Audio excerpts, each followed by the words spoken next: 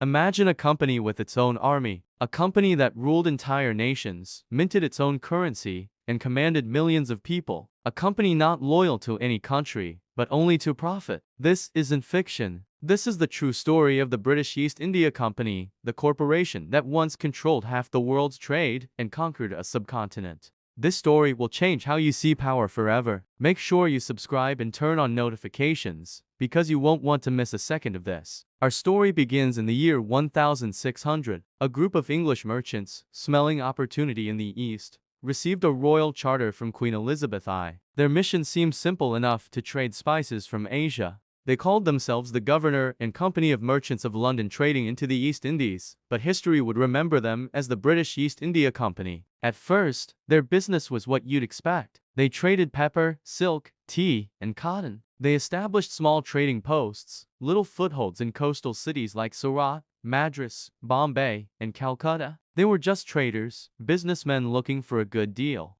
But the ambition of the company was far greater than simple commerce. Trade wasn't enough. They wanted more. They wanted control. And so, the company did something no business should ever do. It built a private army. By the early 1700s, this wasn't just a trading firm anymore. The East India Company had become a military power. It employed tens of thousands of its own soldiers, both European and local Indian recruits known as sepoys. It had its own navy. It was a corporation armed to the teeth, ready to protect its interests not just with contracts, but with cannons. The turning point, the moment a company of merchants became a kingdom of rulers, came in 1757 at the Battle of Plassey. On one side was Robert Clive, a ruthless and ambitious company official. On the other was Siraj ud-Daulah, the young Nawab of Bengal, one of the richest regions on the entire planet. On paper, the Nawab's forces vastly outnumbered the company's army. It should have been an easy victory for him, but Clive didn't plan to win with soldiers alone. He won with silver. The company secretly bribed the Nawab's key commanders, including his own uncle and general, Mir Jafar. As the battle raged, Mir Jafar and his forces stood by and did nothing, betraying their leader.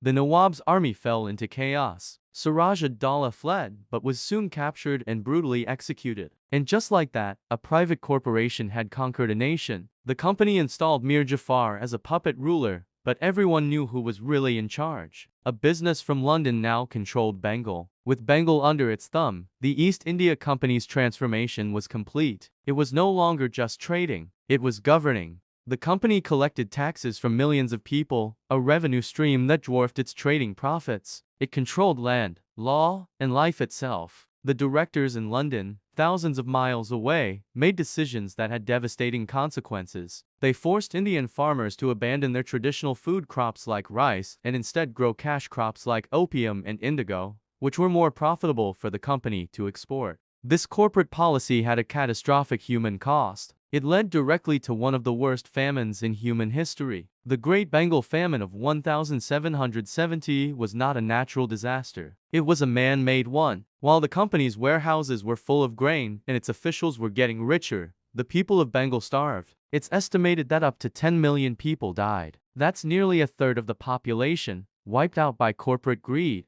The company became unimaginably wealthy, richer than many European governments. Its power was absolute, its cruelty unchecked. The Indian subcontinent was now a corporate asset, bled dry for shareholder profit. For a century, the company's rule seemed unshakable, but beneath the surface, resentment was boiling. The company's relentless expansion, its destruction of local industries, and its blatant disregard for Indian culture and religion had created a powder keg. In 1857, that powder keg exploded. The spark was a new rifle cartridge, greased with animal fat from cows and pigs, deeply offensive to both Hindu and Muslim soldiers in the company's army. When they refused to use them, they were punished. This was the final insult. The Indian soldiers, the sepoys, rebelled. The Indian Rebellion of 1857, also known as the First War of Indian Independence, spread like wildfire across northern India. It was a desperate and bloody fight for freedom against a corporate oppressor. The violence of the rebellion and the brutality of the company's response shocked the world.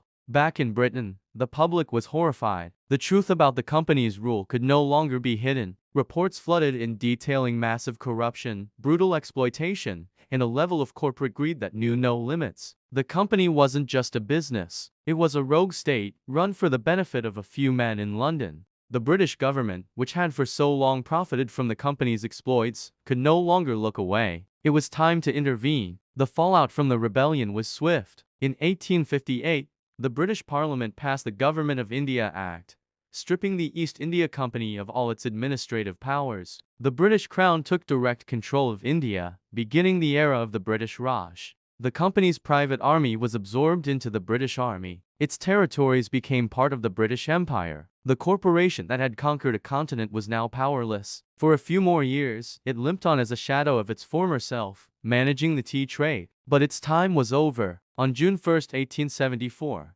the British East India Company was officially dissolved. The most powerful corporation in history was gone, but the scars it left behind on India economic, political, and social would last for generations. The story of the East India Company is more than just a history lesson. It's a terrifying warning. It proves that when profit is placed above people, when a corporation is allowed to operate without accountability, it can become more powerful, more ruthless, and more dangerous than any empire. It shows us what happens when greed is given an army. Thank you for watching. These are the stories they don't always teach you in school, but they're the ones we need to remember the most. If you found this story as fascinating and important as I do, please like, subscribe, and hit that notification bell for more deep dives into the hidden corners of history. We'll see you in the next one.